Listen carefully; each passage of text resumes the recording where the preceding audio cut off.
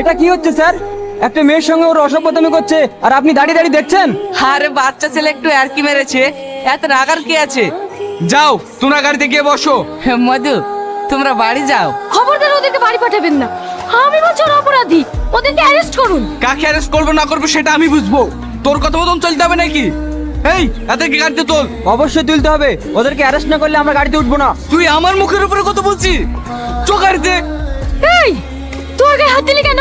তোর এত বড় হাসপাতাল, তুই একটা পুলিশের কলার ধরছি? ছাড় বলছি, কলার ছাড়। আগে জবাব দে, তুই কেন ওর গায়ে হাত তুললি? এই ভালো ভালো বলছিস ছেড়ে কলার ছেড়ে দে, না হলে তোর এমন হাল করবো না জীবনে সোজা হয়ে দাঁড়াতে পারবি নি। কি হলো, কথা মনে লাগছে না? ছাড়। এই তুই বিশাল বড় ভুল করলি আমার গায়ে হাত দিয়ে। তুই আমাকে চিনিস না, কালকের মধ্যে যদি তোর বংশ আমি না ধ্বংস করতে পারি